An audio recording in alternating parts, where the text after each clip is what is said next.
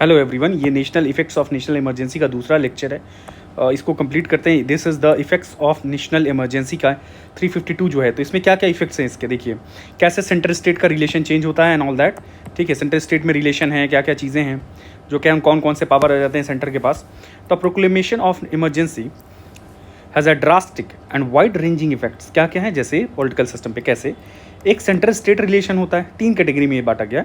Centre और state का relation, फिर लाइफ ऑफ लोकसभा और स्टेट असेंबली। देखिए राज्यसभा डिसॉल्व नहीं होता कभी, वो छोड़ दीजिए, स्टेट असेंबली पे। And effects on the fundamental right, आपके जो अधिकार है मौलिक, ये क्या इस पर कैसा इफेक्ट पड़ता है फंडामेंटल राइट पे, ये देखते हैं। पहला देखा जाएगा सेंटर स्टेट रिलेशन पे फर्क क्या है। While the proclamation of emergency is in force, the normal fabric of the centre state relation under goes a basic change. कौन सा चेंज? एक बेसिक चेंज आ जाता है, एक फंडामेंटल चेंज आ गया। क्या कि एक यूनिटरी हो गया। ठीक है, यूनिटरी हो गया। क्या भाई, आपका पहले तो फंडर सेंटर स्टेट रिलेशन था, फेडरल नेचर था, फिर ये न्यू यूनिटरी हो गई। It became a unitary one, unitary one. ठीक है, it can be studied in the 3 heads, namely executive. भाई एग्जीक्यूटिव में क्या क्या है, लेजिस्लेटिव, लॉ मेकिंग में और फाइनेंशियल। तो देखो पहला एग्जीक्यूटिव, ड्यूरिंग नेशनल इमरजेंसी जब आता है तो सेंटर का जो एग्जीक्यूटिव पावर है वो क्या करता है, extends to directing any state. पहले देखो एक्सटेंड तो पहले भी करता था स्टेट को, पर स्पेसिफिक मैटर में डायरेक्ट करता था। But here the power of the centre extends directing to any state regarding the manner in which its executive power is to be exercise. तो किस तरह से आप एग्जीक्यूटिव पावर अपना एक्सरसाइज करोगे, कैसे आप लागू करोगे अपने पावर को, अधिकारों को कैसे यूज़ करना है आपको लॉ मेकिंग नहीं, लॉ जो बन गए हैं उससे रिलेटेड जो आप अधिकार नीचे पावर आप यूज़ कर रहे हो। ठीक है, किसी से चीज़ से रिलेटेड लॉ बन गया, अब लॉ को इम्प्लीमेंट करना है तो उसके लिए एग्जीक्यूटिव पावर चाहिए होता है। ठीक है, या कोई भी पॉलिसीज आ गई गवर्नमेंट स्कीम से, जो भी ये सब तो एग्जीक्यूटिव पावर में ही आ जाएगा।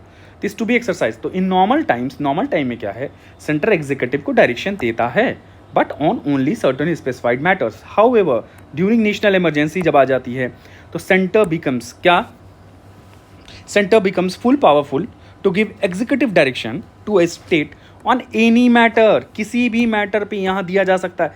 देखिए बहुत बड़ी बात है, तो पहले तो स्पेसिफिक मैटर पे थे कि भाई स्पेसिफिक मैटर पे देंगे, अब आ गया है कि किसी भी मैटर पे दिया जा सकता है। So it's like that. Then thus the state government are brought under the complete control. देखिए यहाँ पे जो इस्तेमाल है, जो आपने इस्तेमाल किया लाइन, वो है complete control of the centre. किस सेंस में? एग्जीक्यूटिव के सेंस में। कहाँ पे? एग्जीक्यूटिव के सेंस में। यहाँ देखिए complete control of the centre दो दे आर नॉट सस्पेंडेड। तो भाई लोकसभा स्टेट गवर्नमेंट सस्पेंड नहीं होती हैं, state government exists though they are suspended, but सारा पावर कहाँ चला गया? सेंटर में। Legislative, law making. आइए लॉ मेकिंग पे देखा जाए। लॉ मेकिंग में क्या हो गया, नेशनल इमरजेंसी में पार्लियामेंट इज बिकम्स इम्पावर्ड। देखिए यहाँ बहुत इंपॉर्टेंट कीवर्ड है, empowered to make law on any subject mention in the state list. State list में कौन बनाता है लॉ? कौन बनाएगा भाई? या तो स्टेट रिक्वेस्ट करेगा तो इस तब सेंटर बनाता है। तो नॉर्मल कंडीशन में क्या है, स्टेट मेक्स लॉ, ठीक है, with relation to state list. ठीक है, स्टेट लिस्ट से स्टेट लॉ बनाएगा, या रिक्वेस्ट करेगा सेंटर को, 2 या 2 से ज़्यादा state request centre to make law. ठीक है, ये हो जाएगा। पर 2 और मोर स्टेट्स हैं यहाँ पे, तो 2 और मोर, तो ये वाली चीज़ें हैं। बट अब देखिए इस कंडीशन में क्या हो गया, ये वाली कंडीशन में स्टेट लेजिस्लेचर सस्पेंड नहीं होता है, और जो लॉ मेकिंग जो है अथॉरिटी, ये हो जाती फिर बॉडी पार्लियामेंट। तो ऑल दो legislative power of the state legislature is not suspended. बड़ी बात ये है कि यहाँ पे इनका लेजिस्लेटिव पावर जो स्टेट का, ये सस्पेंड नहीं है। लेजिस्लेटिव पावर स्टेट लेजिस्लेचर का सस्पेंड नहीं, मतलब स्टेट भी लॉ बनाएगा, मतलब स्टेट लॉ बनाएगा। ठीक है, स्टेट लिस्ट पे सेंटर भी लॉ बनाएगा स्टेट लिस्ट पे। But centre has overriding power on state list. Overriding, देखो ओवरराइडिंग, सेंटर के पास क्या हो गया, overriding power on state list. तो ओवरराइडिंग पावर किसको मिल जाएगा? सेंटर को मिल जाएगा। कहाँ? स्टेट लिस्ट के ऊपर। बस यही हो गया। दस द नॉर्मल, देखिए यहाँ पे ओवरराइडिंग पावर है ना, ओवरराइडिंग पावर किसको? पार्लियामेंट को। वही सेंटर है parliament. Thus, the normal distribution of legislative power between the center and the state is suspended। या नॉर्मल जो डिस्ट्रीब्यूशन है डिस्ट्रीब्यूशन है, सेंटर के पास अलग पावर है, स्टेट के पास अदर लॉ मेकिंग, ये नहीं, ये यूनियन का करेगा, कॉन्करेंट का करेगा, स्टेट भी सेंटर स्टेट का करेगा, या कॉन्करेंट का भी कर सकता है, पर यहाँ कॉन्करेंट के मामले में सेंटर डोमिनेट करता है। तो ये नॉर्मल रिलेशन नहीं है भैया, सब पे यही करेगा।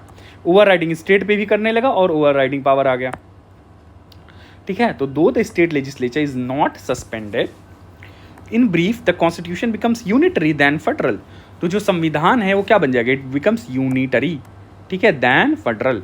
द लॉ मेड बाई जो पार्लियामेंट है ऑन द स्टेट सब्जेक्ट जो होगा, ये इनऑपरेटिव हो जाएगा 6 मंथ आफ्टर, जब इमरजेंसी खत्म होगी, ये इमरजेंसी इस डेट को ख़त्म हो गई फलाना, तो ये जो है इसका 6 मंथ तक ही फिर इसका रहेगा, becomes inoperative 6 month after the emergency. बस 6 मंथ तक रहेगा इमरजेंसी ख़त्म होने की डेट के बाद, 6 महीना तक बस। उसके बाद फिर ये अपने आप वो नल एंड वॉइड है, ये सीज टू ऑपरेट। आइए आगे देखते हैं। अब प्ले स्पीड बढ़ा सकते हो आप, 1.75 कर लेना। Notably, when proclamation of national emergencies in operation, the president issues ordinances. President क्या इशू करता है, ordinances on the state subject also, वरना वैसे तो गवर्नर करता है। ये बताइए कौन सा आर्टिकल था, may be 123, correct me, article 123 correct कर दो अगर गलत हूँ तो। If parliament is not in session, ठीक। फर्दर, तो जब सेशन में नहीं होता तभी ऑर्डिनेंस इशू होता है, ठीक है। Further, the parliament can confer power and impose duties upon the centre. देखिए एक और काम आया, पार्लियामेंट कैन कन्फर पावर, बहुत बड़ी लाइन है, सब पावर दे देगा किसको, और ड्यूटी दे देगा किसको, upon the centre and it's officer. तो भैया सेंटर के ऑफिसर और सेंटर की जो है अथॉरिटीज़ हो गई, सेंट्रल अथॉरिटीज़ हो गई, अथॉरिटीज़, और ये ऑफिसर जो हो गए, इनको पावर मिल गई, ठीक है, in respect to the matter outside the union list, in order to carry out laws made by it under its extended jurisdiction. जब नेशनल इमरजेंसी आई तो यूनियन लिस्ट के बाहर जो भी अदर लॉज बने हैं, स्टेट लॉज है, उसमें उससे रिलेटेड इनको अधिकार मिल जाएगा और इंप्लीमेंट करेंगे पावर। तो centre and its officers authorities in respect of क्या पावर मिल गया और ड्यूटी मिल गई, made by it under its extended क्या, carry out the laws made by it under its extended jurisdiction as result of proclamation of national emergency के आने के बाद सेंटर के अधिकारियों को ये पावर मिल जाएगा भाई, अधिकारियों को, ठीक, स्टेट से रिलेटेड। फिर 42वां अमेंडमेंट एक्ट 1976 था, provided that the two consequences mentioned, executive and legislative, not only extend to a state where its emergency is operation but also to any other state. तो ये सिर्फ उस स्टेट के लिए नहीं है जहाँ इमरजेंसी में, but to any other state. तो ये जो प्रोविज़न है 46 अमेंडमेंट एक्ट 1976 ने क्या कहा कि जो दो कंसिक्वेंस हैं किसके, एग्जीक्यूटिव लेजिस्लेटिव, जो इम्पैक्ट पड़ा है ये सिर्फ उस स्टेट के लिए नहीं होगा, अदर स्टेट्स के लिए भी हो जाएगा, समझ गए। जहाँ सिर्फ इमरजेंसी लगी वहाँ नहीं। फाइनेंशियल क्या है, जब प्रोक्लेमेशन ऑफ नेशनल इमरजेंसी होती is in operation, the president can modify the constitutional distribution of revenues between the centre और स्टेट। तो सेंटर और स्टेट के बीच में जो रेवेन्यू का डिस्ट्रीब्यूशन है उसको भी इफेक्ट करेगा ये, ठीक है। मॉडिफाई द कॉन्स्टिट्यूशनल डिस्ट्रीब्यूशन, भाई सेंटर को ज़्यादा दे दिया, स्टेट को कम दे दिया, ठीक है सब। This means the president can either reduce or cancel the transfer of finance from centre to the state, ठीक है, या तो रिड्यूस कर देगा, कैंसिल। सच मॉडिफिकेशन जब तक कि फाइनेंशियल ईयर वाला चल रहा है तब तक के लिए, जहाँ इमरजेंसी जिस ईयर में सीज हुई है बस उसी तक के फाइनेंशियल ईयर तक है, ठीक है, उसके बाद ये खत्म हो जाएगा। Also every such order of the president, ऐसा सच जो भी ऑर्डर आएगा जहाँ पे पैसा कम कर दिया गया, यहाँ देखिए ना, रिड्यूस कर दिया गया पैसा या कैंसिल कर दिया transfer of finance from the centre to state, तो इस केस में जो ऑर्डर है प्रेसिडेंट का has to be laid before, तो दोनों हाउस ऑफ द पार्लियामेंट के पहले प्रेसिडेंट को रखना ही पड़ेगा वरना नहीं होगा। फिर आइए effect on the life of Lok Sabha, आइए देखते हैं लोकसभा और स्टेट असेंबली की लाइफ पे क्या मतलब इफेक्ट क्या है। While a proclamation of national emergency is in operation, the life of the Lok Sabha में be extended beyond a normal term of 5 year. तो 5 साल से ज़्यादा हो सकता है, ठीक है क्या, और कितना बढ़ेगा, 1 साल, 1 year at a time, 1 year at a time. देखो इमरजेंसी बढ़ती है, emergency 6 month at a time बढ़ती है, emergency increases 6 month at a time, 6 month at a time, ठीक है, अनलिमिटेड टाइम पीरियड के लिए, ठीक है, आप देख लो। बट पार्लियामेंट का जो सेशन है, इफ द लोकसभा एक्सटेंडेड, तो लोकसभा में एक्सटेंड बियॉन्ड इस normal time by a law of parliament for 1 year at a time. तो ये कितना, 1 ईयर एट अ टाइम बढ़ जाएगा, ठीक है, 1 ईयर एट अ टाइम। तो यहाँ पे आप देखिए 1 ईयर एट अ टाइम, ये क्या है, ये पार्लियामेंट्री सेशन है। ओ सॉरी स्पेलिंग हो गई, कोई बात नहीं, थोड़ा parliamentary session 1 year at a time, और ये for any length of time, भाई एक साल, 1 + 1 + 1 पता है, जैसे 6 महीना था, जैसे 1 ईयर फिर +1 ईयर +1 ईयर, तो इस तरीके से काम चलेगा for 6 month after the emergency ceases to be operate, ठीक है। तो और ये 1 minute sorry, for 1 year at a time, then however this extension can not continue beyond a period of 6 month after. तो भाई जब इमरजेंसी ख़त्म हो गई, भाई इस डेट को इमरजेंसी ख़त्म हो गई है, इस डेट को इमरजेंसी सीजेज फला डेट है एक्स वाई, ठीक है, XYZF कुछ ऐसे कोई डेट है ये, ठीक। तो यहाँ से 6 month तक, ठीक है। तो beyond 6 month it can not continue beyond 6 month after this emergency has cease to operate, ठीक है। 6 महीने तक बस रहेगा जब इमरजेंसी ख़त्म होगी, उसके बाद तो इनको फिर डिजॉल्व होना ही होना है। फिर आइए देखिए, for example the term of fix Lok Sabha जो था वो 2 बार बढ़ा था 1 year एट अ टाइम, ये आप याद कर लीजिए, 2 बार बढ़ा था 1 year एट अ टाइम, काम खत्म। Similarly, the parliament may extend the normal tenure of the state legislative assembly by 1 year at a time। इसलिए स्टेट का भी लोकसभा है, उसमें केस में भी यही होगा, 1 year at a time बढ़ जाएगा, और वो 6 महीने तक मैक्सिमम रहेगा जब इमरजेंसी सीज टू ऑपरेट, जिस दिन इमरजेंसी खत्म हो गई उसके बाद सिर्फ 6 महीने तक के लिए रहेगा। इफेक्ट्स देखा जाए फंडामेंटल राइट के ऊपर, क्या इफेक्ट है फंडामेंटल राइट पे, ये बहुत इंपॉर्टेंट टॉपिक है, ये तो अच्छे से आप देख लीजिए, ठीक है। I will explain it slowly, यह थोड़ा सा मैं स्लोली कंटिन्यू करूँगा। आइए देखा जाए, एक है 358 358 और 1 is 359। It describes the effect of national emergency on the fundamental right पे क्या क्या फ़र्क पड़ता है वो चीज़ बता रहा है। 358 जो डील करता है वो सस्पेंशन से डील करता है आर्टिकल 19। तो 358 अगर आएगा तो इसके अंडर जो है आर्टिकल 19 ऑटोमेटिक सस्पेंड हो जाएगा, ऑटोमेटिक, ठीक है। आर्टिकल 19 ऑटोमेटिकली सस्पेंडेड, कुछ प्रोक्लेमेशन नहीं चाहिए, ऑटोमेटिकली सस्पेंडेड आर्टिकल 9, ठीक है। Free speech, expression, movement and all that पूरा सस्पेंड हो गया आर्टिकल 19, ठीक है। ये 358 हो गया। बट 359 जो होगा इसमें जो फंडामेंटल राइट वो वाले सस्पेंड होंगे जो प्रेसिडेंट जिसको ऑर्डर देगा, प्रेसिडेंट ऑर्डर्स।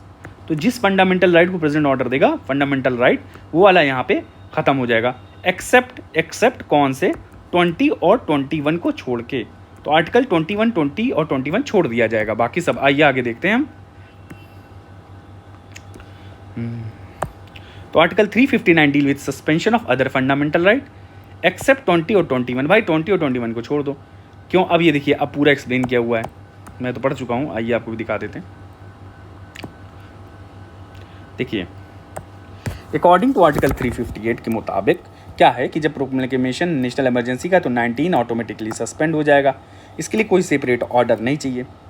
जब ये ऑपरेशन में होता है तो स्टेट जो है फ्री है 19 पर रिस्ट्रिक्शन लगाने के लिए। या 19 के अंदर कोई लॉ ऐसा बना दिया तो in other words state can make any law with that can take any executive action. या तो लॉ बना सकता है स्टेट, क्या लॉ बना देगा, या कोई भी एग्जीक्यूटिव एक्शन ऐसा ले लेगा, एब्रिजिंग और टिकिंग, या तो रोक लगा देगा या फंडामेंटल राइट को छीन लेगा। तो कैसे कोई भी लॉ बना लो, आप कोई भी लॉ बना लो, कोई भी एग्जीक्यूटिव एक्शन ऐसा कर लो जिससे आप 6 फंडामेंटल राइट जो है इसमें आप उसको ले सकते हो एज गारंटीड बाई आर्टिकल 19 जो गारंटी करता है एनी सच लॉ।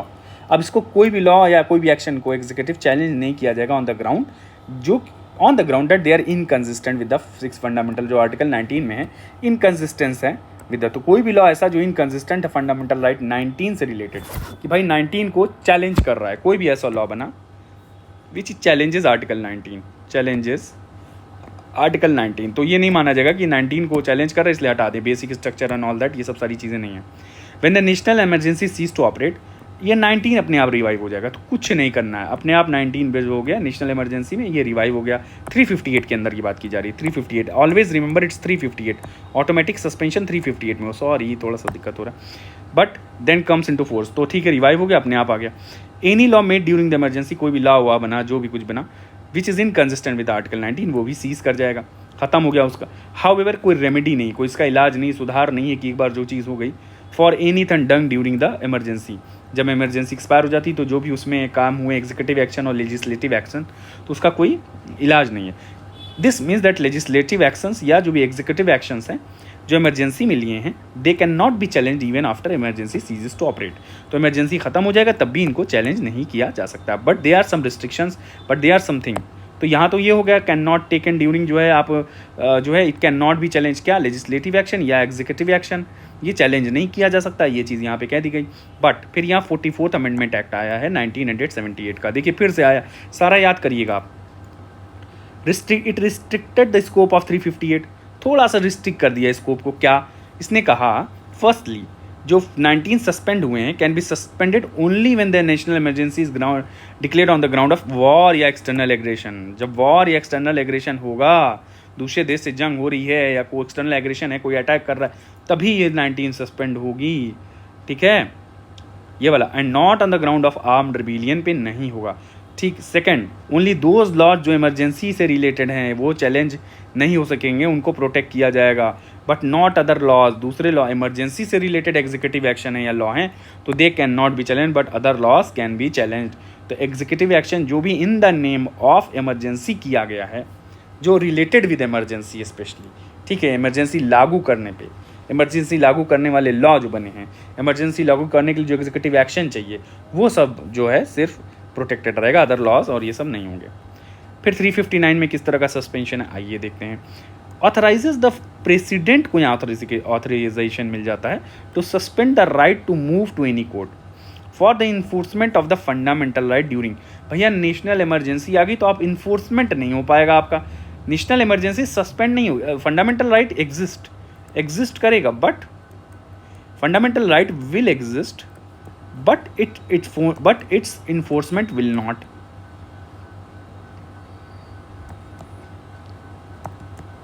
बट जो इन्फोर्समेंट है वो एग्जिस्ट नहीं करेगा।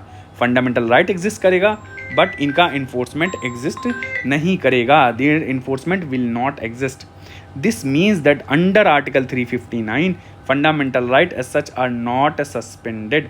जो फंडामेंटल राइट है ये सस्पेंड नहीं है, but only their enforcement is suspended. ठीक।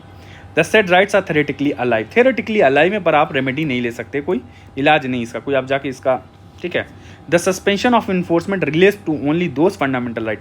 भैया वो फंडामेंटल राइट आपसे छीने जाएंगे जो प्रेसिडेंशियल ऑर्डर में मेंशन हैं, जो प्रेसिडेंट के ऑर्डर में मेंशन नहीं है वो नहीं, ओनली प्रेसिडेंशियल ऑर्डर में जो जिस प्रेसिडेंट जिसको कहेगा, जिस फंडामेंटल राइट को कहेगा छीनो, वही है फंडामेंटल राइट जाएंगे। ठीक है, हनन उसी का होगा। Further the suspension could be only for the period during the operation for shorter period mention in the order. तो भाई जो सस्पेंशन होगा यहाँ पे वो एक स्पेसिफिक पीरियड के लिए होगा ना, for period during the operation could during the, तो further the suspension could be for the period during the operation of emergency or for a shorter period as mentioned in the order। जो भी order में mention है भाई इतने दिन के लिए आप फंडामेंटल राइट छीन लो और ये वो। एंड द सस्पेंशन ऑर्डर में एक्सटेंड टू होल और any part of the country. तो ये पूरी कंट्री के लिए भी हो सकता है, पार्ट के लिए भी हो सकता है, and all that. And it should be laid before each house of the parliament. Approval के लिए तो मनमानी नहीं कर सकते यहाँ प्रेसिडेंट, अप्रूवल प्रेसिडेंट को लेना ही पड़ेगा। किससे? पार्लियामेंट से अप्रूवल प्रेसिडेंट लेंगे। ठीक है, आगे देखिए। When a presidential order is in force, the state can make any law or can take any executive action। यहाँ स्टेट क्या, सेंटर गवर्नमेंट, यहाँ सेंटर है भैया, यहाँ स्टेट माने सेंटर वाले स्टेट नहीं। Can make any law, take any executive action abridging or taking away the any specified fundamental right. ठीक है, any such law or executive action can not be challenge the ground that they are inconsistent. ये वही चीज़ है जो अभी हमने ऊपर देखी, it can not be challenge इस ग्राउंड पे कि भाई नहीं ये इनकंसिस्टेंट है फंडामेंटल राइट से, basic structure. But when the order ceases to operate, अब जब ऑर्डर खत्म हो गया, the law so made या the extent of inconsistency with the specified fundamental right cease to have effect। जो भी फंडामेंटल राइट, जो भी लॉ वॉ बनाए थे, जो भी इनकन्सिस्टेंसी थी वो सब खत्म हो जाएगी। ठीक है, but no remedy lies for anything done during the operation of the order. वही पिछले वाले पैराग्राफ में जो हमने पढ़ा कि कोई रेमेडी नहीं है जो चीज़ हो चुकी है। This means the legislative executive actions taken during the operation of the order can not be challenge. Order expire कर गया तब भी ये जो है ये सब चैलेंज वैलेंज नहीं होगा। पर देखिए फिर से क्या हुआ, 44th अमेंडमेंट एक्ट ऑफ 1978 ने 359 के भी स्कोप को रिस्ट्रिक्ट कर दिया। तो scope of 359 as well has been restricted in the 44th amendment act of 1978। And what is that? Firstly, president can not suspend the right to move the court for the enforcement of fundamental right under 20 और 21। 20 और 21 अभी हमने देखा ना, 20 और 21 को आप नहीं छीन सकते। कोर्ट बंदा जा सकता है 20 और 21 के लिए, right to life and liberty. ठीक है, और 20 क्या हो गया, ये दिखाते 20 क्या है, देख लीजिए 20 क्या है। That no person shall be convicted, पूरा ऐसे बता देता हूँ, no person shall be convicted of any offence except for violation of law in force at the time of the commission of the act, charge as on offence. ठीक है, ये सारी चीज़ें हैं। Nor be subject to penalty greater than which might have been inflicted under the law. भाई जितना गुनाह किया उतनी ही सज़ा दो। ठीक है, और बिना no person shall be convicted of any offence except for violation of law. भाई जब तक कानून का हनन ना करे ऐसे नहीं आप कन्विक्ट कर दोगे। At the time of the commission of the act charge as an offence, no person shall be prosecuted and punish for the same offence, एक ऑफेंस के लिए बार बार नहीं करो, and no person accused of any offence shall be compelled witness, तो खुद अपने ही खिलाफ विटनेस नहीं, सबूत, ये गवाह नहीं बन जाएंगे। तो ये सारी चीज़ें हैं, ठीक है। ये और मैं डिटेल में एक लेक्चर लूँगा, I will take a lecture, तो उसमें आपको एक्सप्लेन कर दूंगा अच्छे से, ठीक। Let's move on, wait a minute, just I am taking 30 seconds break, दे दो थोड़ा।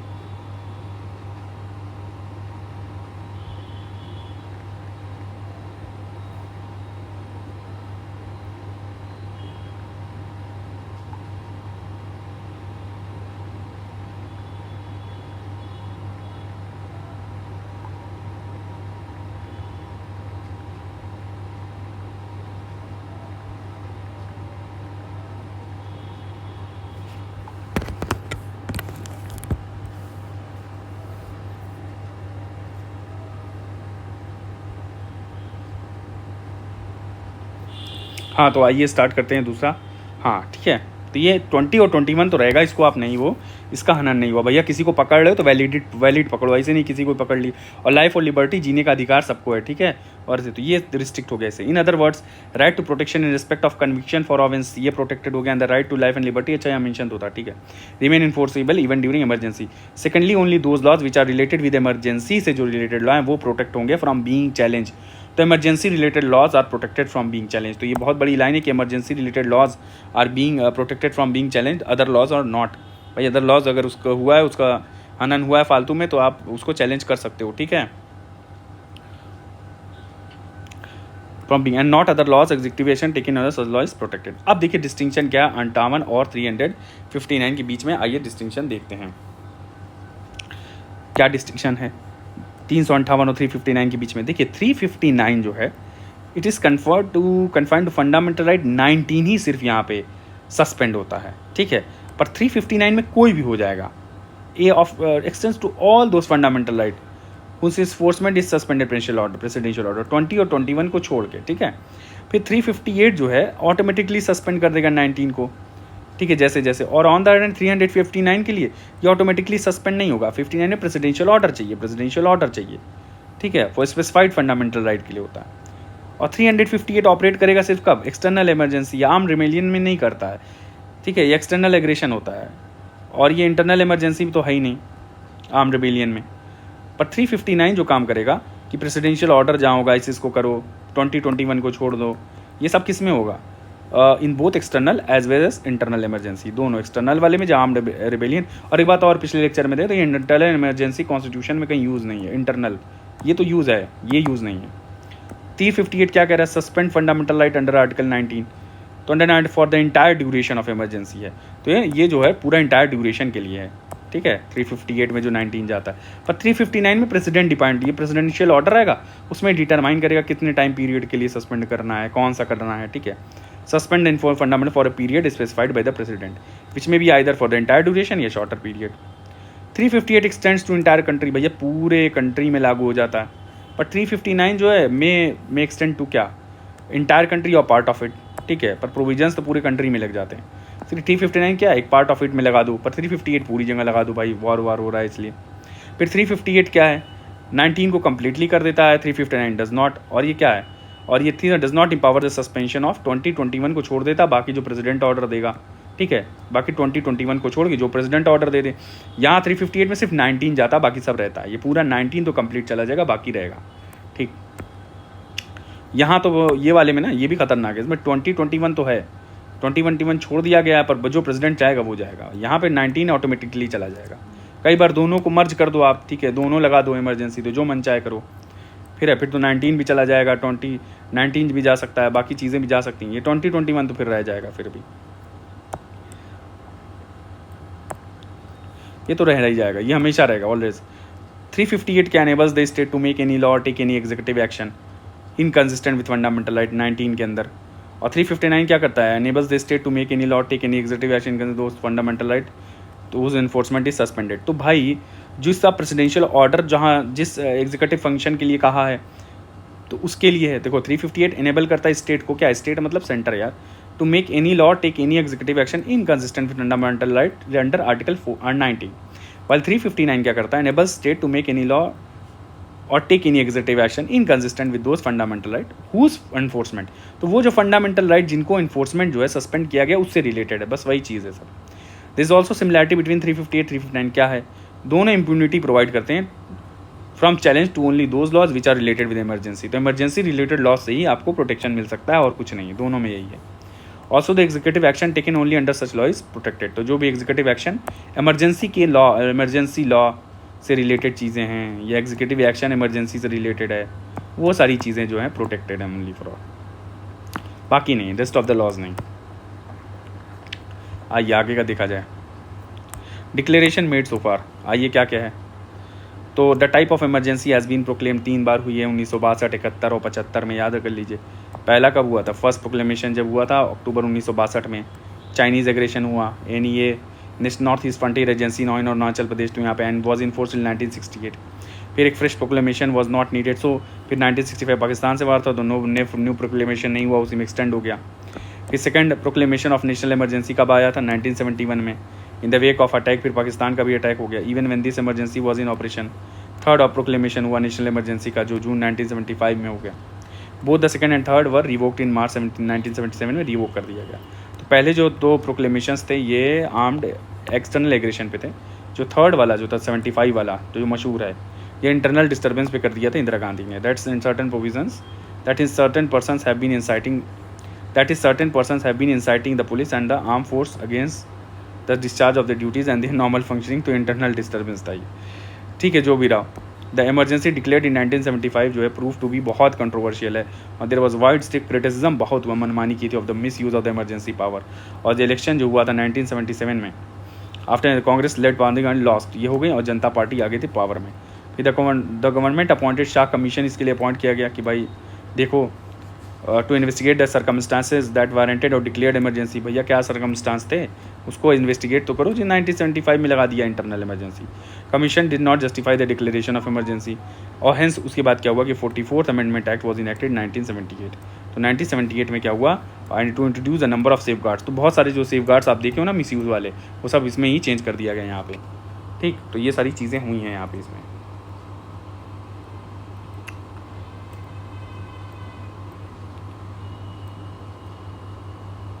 वेट अ मिनट, ये मैं हम लोग अब लेक्चर कर रहे हैं, सो मे बी शायद नेक्स्ट लेक्चर से कितना बचा हुआ देखें। प्रेसिडेंट रूल है, बस ख़त्म ही है, तो प्रेसिडेंट रूल में भी नेक्स्ट लेक्चर से कर लेंगे तो ज़्यादा सही रहेगा। आधे घंटे का तो हो ही चुका है।